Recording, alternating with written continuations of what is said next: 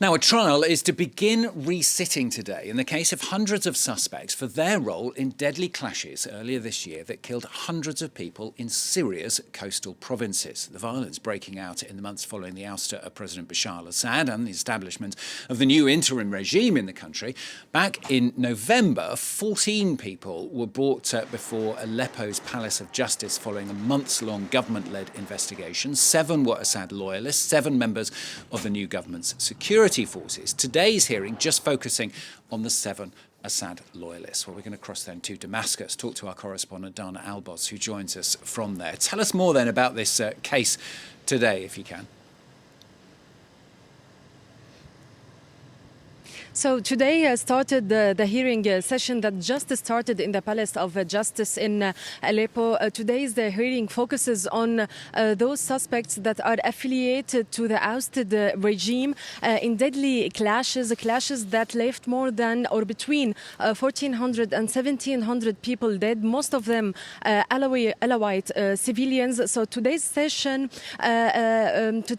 focuses on those related to the Assad regime, and they are accused of attacking transitional government forces, the transitional government that are ruling now in Syria. Charges against them include sedition, incitement to civil and sectarian war. The public trial started exactly 1 month ago, and for the hearing sessions that started the last month, it included as well members of security forces that were accused as well of killing civilians, as documented in videos that were widely circulated on social media. Of course, all this work of investigation is due to the work of a commission that was created by the authorities in March, and that identified 500 suspects that killed both civilians on the Alawite side and the government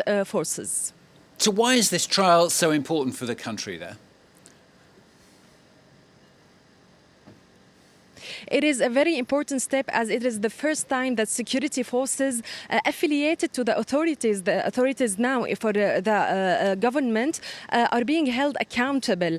An investigative commission as well was created last July to investigate on the deadly clashes that happened in Sueda in southern Syria that led to sectarian and massacres, killings that left hundreds as well of civilians killed. This is a very important step, as many Syrians told me that they are waiting to see a fair trial and to see as well the government being serious to investigate on what is happening after the fall of the Assad regime. The questions are being raised about whether it's going to be we're going to have an independence of justice, and accountability is not only for the remnants of the old regime but as well for security and military forces. Of course, it marks a step towards accountability, but still limits. There are more limits on border transitional justice, if we can say, after the fall of Assad regime.